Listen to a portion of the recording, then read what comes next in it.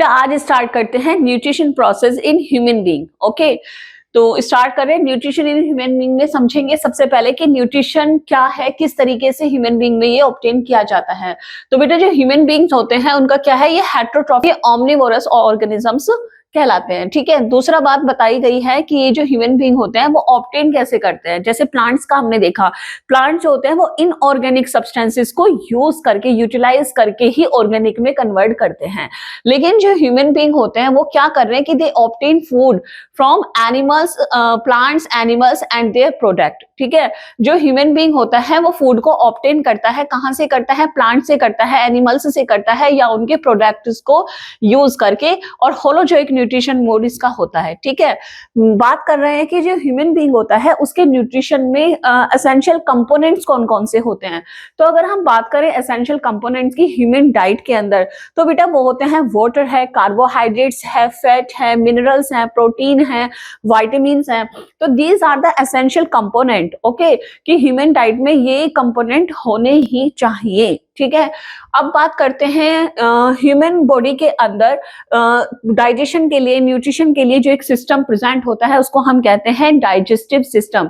तो अब हम ह्यूमन डाइजेस्टिव सिस्टम को डिटेल में स्टडी करेंगे। तो बात करते हैं कि ह्यूमन डाइजेस्टिव सिस्टम किस तरीके से कंसिस्ट हुआ है। तो कंसिस्ट की अगर हम बात करें तो human digestive system consist of, पहला पार्ट जो है वो है एक लॉन्ग एलिमेंट्री कैनाल। इसके पास होती है एक एलिमेंट्री कैनाल और उन्हीं से जुड़ी हुई कुछ इंपॉर्टेंट या एसेसरी होती हैं आपके पास डाइजेस्टिव ग्लैंड्स। ठीक है, अब ये कह रहे हैं कि एलिमेंट्री कैनाल क्या है, किस तरीके से प्रेजेंट होती है। तो बेटा एलिमेंट्री कैनाल की अगर हम बात करें तो क्या बोला है कि it is a long tube, muscular tube होती है, यहाँ पे मस्कुलर वॉल्स इसकी होती हैं, क्योंकि जो एलिमेंट्री कैनाल है वो एक लॉन्ग ट्यूब है और जिस लेयर से ये बनी हुई है इसकी जो वॉल्स होती हैं वो मसल्स की बनी होती है। तो मस्कुलर वॉल इसके पास प्रेजेंट होती है। ये ग्लैंडुलर एपिथेलियल की लाइनिंग इसके अंदर होती है। एपिथेलियल आपको पता है फ्री सरफेस जो लाइनिंग होती है, तो वो ग्लैंडुलर एपिथेलियल टिश्यू की बनी हुई लाइनिंग होती है। और इसका जो डायमीटर होता है वो सेम डायमीटर नहीं होता। जैसे कि न्यूरॉन्स या नर्व सेल्स जब आपको पढ़ाई थी तो बताया था कि जो उसका एक्सोन है वो इक्वल डायमीटर वाला होता है। ठीक है, लेकिन यहाँ आप एलिमेंट्री कैनाल में देखेंगे जो डायमीटर है, कहीं पे डायमीटर बहुत ही ज्यादा कम है और कहीं जैसे आपका स्टमक आ जाता है तो वहां डायमीटर बहुत ज्यादा हो जाता है। ठीक है, तो जो एलिमेंट्री कैनाल होती है उसका जो डायमीटर होता है वो वरी करता है। ठीक है, और ये आपके माउथ से लेकर एनल ओपनिंग तक ये फैली हुई होती है। Extends from the mouth to the anal opening, जिसे एनल ओपनिंग को हम एनस भी कहते हैं। ठीक है, और अगर हम इसकी लेंथ वाइज बात करें तो ये करीबन आपकी 9 मीटर लॉन्ग होती है। पूरी की पूरी जो एलिमेंट्री कैनाल है वो लगभग 9 मीटर लॉन्ग आपकी होती है। अब इस एलिमेंट्री कैनाल को डायमीटर के हिसाब से देखें या वर्किंग के स्केल पे देखें तो पूरी की पूरी जो 9 मीटर लॉन्ग ट्यूब है एलिमेंट्री कैनाल, इसको हम अलग अलग पार्ट्स में डिवाइड कर देते हैं। और वो पार्ट्स आपके क्या होते हैं, वो होता है आपका, जैसे सबसे पहले आती है इंजेक्शन में हेल्प करने के लिए आपके माउथ आते हैं। ठीक है, माउथ के बाद आपकी बक्कल कैविटी, बक्कल कैविटी के बाद आपका जो नेक में पार्ट है वो आता है। ठीक है, pharynx, then food pipe, oesophagus आता है, देन आपका stomach, small intestine, large intestine. ठीक है, इस तरीके से जो एलिमेंट्री कैनाल होती है वो अलग अलग पार्ट या ऑर्गन से कंसिस्ट होती है। इधर हम देखेंगे ग्लैंड्स, तो जो बहुत सारी इससे क्या होती हैं, जो डाइजेशन के लिए इंपॉर्टेंट ग्लैंड्स होती हैं वो ही एलिमेंट्री कैनाल के साथ एसोसिएट होती हैं और इन्हें हम कहते हैं सैलिवरी ग्लैंड, जो आपके माउथ में प्रेजेंट होती हैं। ठीक है, बक्कल कैविटी में।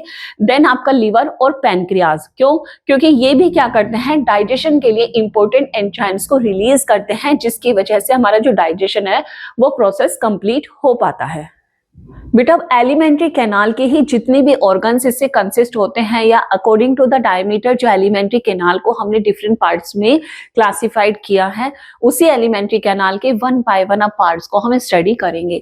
सबसे पहले बात आती है आपके माउथ की। माउथ क्या है, माउथ देखो, ये अपर मोस्ट ओपनिंग, यानी एलिमेंट्री कैनाल जहां से स्टार्ट होती है, आपके जो लिप्स पार्ट होते हैं जहां से आप ओपन करके फूड को इंजेस्ट करते हैं। ठीक है, तो ये अपर मोस्ट पार्ट ऑफ या ओपनिंग होती है एलिमेंट्री कैनाल की, और हम इसी को माउथ कहते हैं।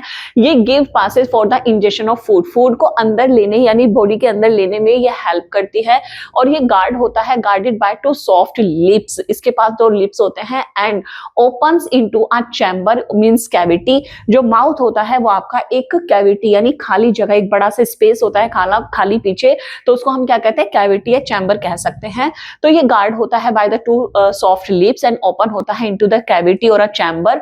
इसी चैम्बर या इस कैविटी को ही हम कहते हैं क्या, बक्कल कैविटी। ओके, अब बक्कल कैविटी क्या है, तो बक्कल कैविटी है second part of the alimentary canal, जो इंजेक्शन के बाद आपके फूड को पार्शियली डाइजेस्ट करने में भी हेल्प करता है। उसे देखते हैं क्या कहते हैं कि it is a large space bounded above by the palate. ये कह रहे हैं कि ये एक लार्ज स्पेस होता है जो ऊपर की तरफ से किससे होता है, पैलेट से कवर होता है, below by the throat and the sides of the जो। इसमें ऊपर अबव यानी ऊपर की हम बात करें तो इसमें पैलेट होता है, नीचे की अगर आप बात करें देखेंगे कि गला यानी थ्रोट होता है आपका, और साइड से आप देखेंगे कि इसमें जो प्रेजेंट होते हैं। अब ये थ्रोट क्या करता है, थ्रोट जो होता है वो सपोर्ट करता है मस्कुलर टंग से। ठीक है, थ्रोट क्या है कि throat support the muscular tongue which forms the floor of this cavity. Tongue से क्या होता है, टंग जब आप इंजेक्शन करते हैं तो टंग आपके फूड को कहीं ना कहीं मूवमेंट में हेल्प करता है, और उसी टंग की वजह से आप इंजेक्शन में भी प्रॉपर तरीके से फूड को ले पाते हैं। ठीक है, तो विच forms the floor of this cavity, जो टंग है, जो मस्कुलर टंग होती है वो क्या करती है, आपके बक्कल कैविटी के फ्लोर को फॉर्म करती है, and help in the injection food, food के इंजेक्शन में भी हेल्प करती है। दूसरी तरफ आप देखेंगे जो क्या कर रहा है, जो अपर जो लोअर जो होते हैं ये क्या करते हैं, ये टीथ को बियर करते हैं। ठीक है, अपर जो और लोअर जो दोनों प्रेजेंट होते हैं, और ये प्रोवाइड करते हैं क्या, आर प्रोवाइडेड विद टीथ। दोनों जो के पास क्या होते हैं, टीथ प्रेजेंट होते हैं। बेटा अब बात करते हैं बक्कल कैविटी में प्रेजेंट सैलिवरी ग्लैंड्स के बारे में। जो हमारी सैलिवरी ग्लैंड्स होती है वो 3 पेयर्स में प्रेजेंट होती हैं। सैलिवरी ग्लैंड्स कोई अकेले ग्लैंड्स नहीं है, ये 3 पेयर ऑफ ग्लैंड्स होती हैं जो आपके बक्कल कैविटी में ही प्रेजेंट होती हैं। इन्हें हम जानते हैं सबलिंगुअल ग्लैंड्स, पैरोटिड ग्लैंड्स और सब मैक्सिलरी ग्लैंड्स के नाम से। ठीक है, इनका जो सिक्रेशन होता है वो क्या है, वो सब सेम ही होगा, लेकिन इनकी पोजीशंस जो आपको दिखेगी बक्कल कैविटी में वो डिफरेंट लोकेशंस पे ये तीनों सैलिवरी ग्लैंड्स होते हैं वो आपके पेयर्स में प्रेजेंट होती हैं। जैसे कि अगर हम बात करें सबलिंगुअल ग्लैंड्स की, तो ये कहाँ प्रेजेंट है, ये प्रेजेंट होती हैं आपके under the front part of the tongue. Tongue का जो फ्रंट पार्ट है उसके अंडर पार्ट में ही ये प्रेजेंट होती है सबलिंगुअल ग्लैंड्स। ओके, नेक्स्ट आप देखेंगे पैरोटिड ग्लैंड्स, तो ये कहाँ पे प्रेजेंट है, आपका जो फेस है उसकी साइड पार्ट्स में ये प्रेजेंट होती है, on the sides of the face. Third number पे आप अगर बात करते हैं सब मैक्सिलरी ग्लैंड्स की, तो ये कहां पे प्रेजेंट होती है, ये at the angles of the lower जो के एंगल्स के साथ ये कोऑर्डिनेट करके सबलिंगुअल सब मैक्सिलरी ग्लैंड्स वहां पे प्रेजेंट होती हैं। तीनों ही ग्लैंड्स की सिर्फ लोकेशंस अलग है, बाकी ये कुल मिला के सारे करते ही क्या है, सलाइवा को सीक्रेट करते हैं ताकि फूड को डाइजेस्ट किया जा सके। और इस सलाइवा में होता क्या है, इसमें सबसे ज्यादा इंपॉर्टेंट प्रेजेंट होते हैं आपके कार्बोहाइड्रेट्स को डाइजेस्ट करने वाले एंजाइम्स। ठीक है, तो हम यहाँ पे बता रहे हैं कि जितनी भी हमारी ये सैलिवरी ग्लैंड्स है ये क्या सीक्रेट करती है, ये सलाइवा को सीक्रेट करती हैं थ्रू देयर डक्ट, क्योंकि ये डक्टेड ग्लैंड्स हैं, एंडोक्राइन ग्लैंड्स नहीं है ये, तो अपने ही डक्ट्स में क्या करती हैं, ये सीक्रेट करती हैं सलाइवा को। और ये जो सलाइवा सीक्रेट करती हैं उसमें कंटेन होता है क्या, water, salts, mucin and an enzyme जिसे हम कहते हैं क्या, ptyalin. Very very important, board में आने वाला क्वेश्चन है। टाइलिन पी साइलेंट होता है, टाइलिन इसको बोलते हैं, और ये सलाइवा में निकलने वाला एक एमाइलेज एंजाइम है, इसी वजह से हम इसको सलाइवरी एमाइलेज भी कहते हैं। ठीक है, इसका काम क्या होता है, What is the main function of the ptyalin hormones और सलाइवरी एमाइलेज। तो यहाँ पे ध्यान देंगे कि जो स्टार्च होता है या जो ग्लाइकोजन होता है ये इन दोनों ही कंपाउंड पे काम करता है और इसको ब्रेक डाउन कर देता है इनटू द मेल्टोज। किसमें कन्वर्ट कर देता है, मेल्टोज में कन्वर्ट कर देता है। ठीक है, क्योंकि ये एक एग्जाम्पल है किसके, कार्बोहाइड्रेट्स के। ठीक है, तो कार्बोहाइड्रेट्स पे काम करता है, उसका ही ब्रेक डाउन या कन्वर्सेशन करता है, तो इस वजह से हम इसको एमाइलेज कहते हैं, क्योंकि एमाइलेज का मेन फंक्शन कार्बोहाइड्रेट्स का कन्वर्जन ही होता है। और इसी वजह से कहा जाता है कि जो खाना है उसको आप अच्छे तरीके से च्यू करके खाएं। क्यों, क्योंकि जितना ज्यादा सलाइवा उसमें मिक्स होगा उतना ही ज्यादा आपके फूड में प्रेजेंट कार्बोहाइड्रेट्स का डाइजेशन कंप्लीट माना जाता है। और एमाइलेज, सलाइवरी एमाइलेज प्रेजेंट होने की वजह से आपके फूड में जो भी कार्बोहाइड्रेट प्रेजेंट होता है उसका 30% जो कार्बोहाइड्रेट्स है उसका डाइजेशन आपके बक्कल कैविटी में ही पूरा हो जाता है। बेटा बात करते हैं टीथ की, कितने नंबर ऑफ टीथ प्रेजेंट होते हैं। तो अब बात कर रहे हैं कि ईच जो बियर टीथ, कितने नंबर ऑफ टीथ हैं? 2 पेयर ऑफ आपके इंसिजर हैं जो कटिंग का काम करते हैं, क्योंकि जो इनकी शेप होती है वो काफी ज्यादा शार्प होती है। 1 पेयर ऑफ कैनाइन्स आपके प्रेजेंट होते हैं और ये काफी पॉइंटेड होते हैं, आप इजीली आइडेंटिफाई कर सकते हैं।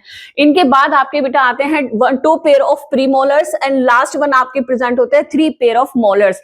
प्रीमोलर और मोलर ये दोनों ही टाइप के जो टीथ होते हैं वो आपके फूड को ग्राइंडिंग का काम करते हैं, ताकि आपको खाने को स्वेल करने में ज्यादा प्रॉब्लम नहीं आए, वो काफी स्मूथ हो जाता है। अब बात करते हैं कि हर एक ज़ो के पास जो टीथ होते हैं वो कितने नंबर ऑफ टीथ इस फॉर्मूले के अकॉर्डिंग प्रेजेंट होते हैं।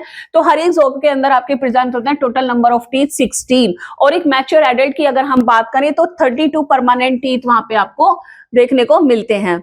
फंक्शंस क्या हुआ, इजीली इनके फंक्शंस जो होते हैं वो आपको ऑलरेडी यहाँ पे बताया है कि जो टीथ का काम होता है वो किसका क्या काम होता है, ग्राइंडिंग का काम होता है।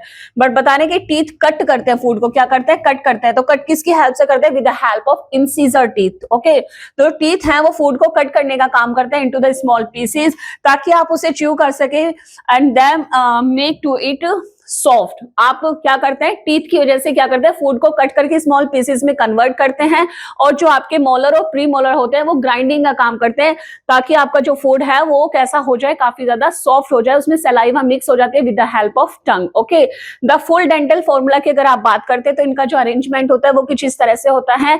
इंसिजर प्रेजेंट होते हैं 2/2, आपके कैनाइन्स प्रेजेंट होते हैं 1/1, प्री मोलर है 2/2 एंड मोलर्स हैं आपके 3/3। तो ये डेंटल फॉर्मूला बोर्ड के लिए इंपॉर्टेंट है, प्लीज लर्न कीजिएगा।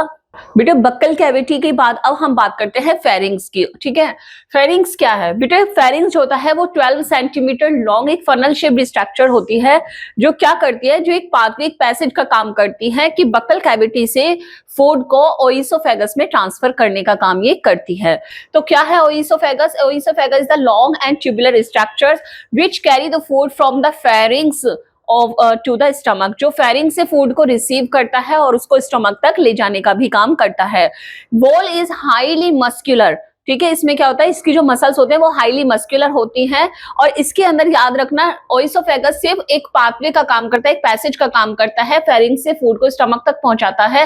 क्यों? क्योंकि इसकी वॉल्स में मसल्स प्रेजेंट होती है, बहुत सिकुड़ जाना, जिसकी वजह से क्या होता है, खाना धीरे धीरे आगे बढ़ता चला जाता है ट्रैक में।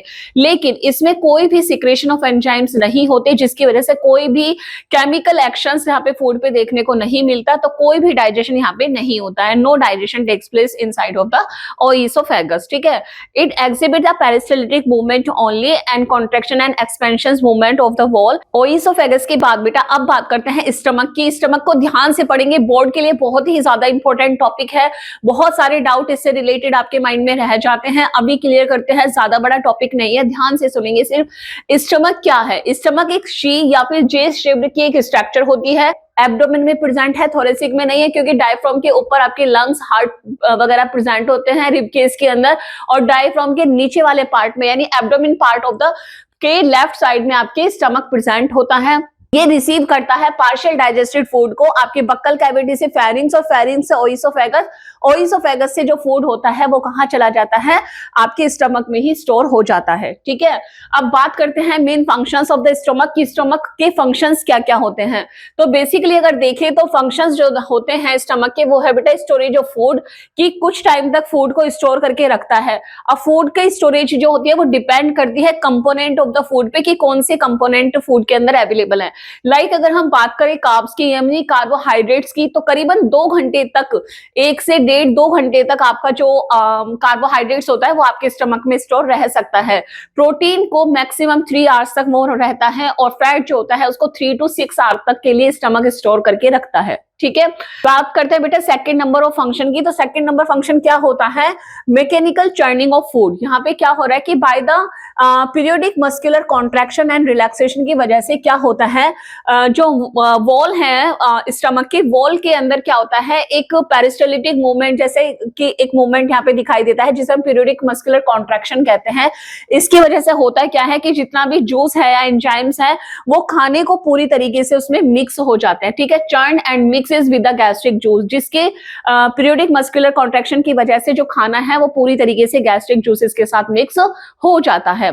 नंबर थर्ड वर्क की अगर हम बात करें तो इसमें होता है क्या, पार्शियल डाइजेशन, यानी कि जो स्टमक है, स्टमक क्या करता है, स्टमक में जो अभी पार्शियली डाइजेस्टेड फूड आया तो वो स्टमक रिसीव करता है और आगे के डाइजेशन के लिए काम करता है।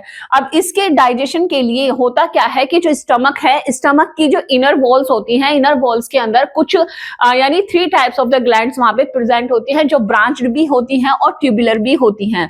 ये ग्लैंड्स करती क्या है बेटा, स्टमक के इनर वॉल के अंदर भी ग्लैंड्स प्रेजेंट होती हैं, 3 टाइप ऑफ द ग्लैंड वहां पे प्रेजेंट हैं और ये सिक्रेट करती हैं 3 different type of the chemicals को। जैसे कि सबसे पहले अगर हम बात करें HCl, ये HCl रिलीज हो रहा है स्टमक की इनर लाइनिंग से ही रिलीज हो रहा है, क्योंकि वहां पे ग्लैंड्स प्रेजेंट होती हैं। ये रिलीज करती हैं एसिडिक मीडियम बनाने के लिए पेप्सिन, यानी प्रोटीन को डाइजेस्ट करने वाले एंजाइम पेप्सिन को रिलीज करती हैं। पेप्सिन यानी प्रोटीन को डाइजेस्ट करने वाला एंजाइम है और ये आपके स्टमक के इनर वॉल से भी रिलीज होता है। और ये करता क्या है, ये HCl से होता क्या है, एसिडिक मीडियम बन जाता है, जिसकी वजह से पेप्सिन जो होता है वो प्रॉपर तरीके से काम कर सके। एसिडिक मीडियम में ही पेप्सिन एक्टिवेट होता है और वो प्रोटीन को पेप्टॉन्स में कन्वर्ट करने का काम करता है। नंबर थर्ड पे अगर हम बात करें तो ये जो ग्लैंड्स होती है वो म्यूकस को भी रिलीज करती है। म्यूकस क्या होता है कि जो स्टमक है, स्टमक के अंदर एसिडिक मीडियम है क्योंकि वहां पे HCl रिलीज हो रहा है, तो HCl जो होता है वो स्टमक की इनर लाइनिंग को डैमेज कर सकता है, उसमें आपके अल्सर फॉर्म कर सकता है। लेकिन इसी प्रॉब्लम से बचने के लिए स्टमक में क्या होता है, म्यूकस को रिलीज किया जाता है जो कवर कर लेती है आपकी inner lining of the stomach को, ठीक है, and protect from the HCl action. ये जो एक एसिड है HCl, उससे क्या करती है, उसको प्रोटेक्ट करती है, उसके एक्शन से बचाती है। अदरवाइज अगर म्यूकस सिक्रेशन नहीं होगा तो स्टमक क्या होगा, स्टमक की जो अपर लाइनिंग है, इनर लाइनिंग है, वो प्रोटेक्ट नहीं हो पाएगी with the action of HCl और वहां पे हो जाएंगे आपको गैस्ट्रिक अल्सर्स, ठीक है।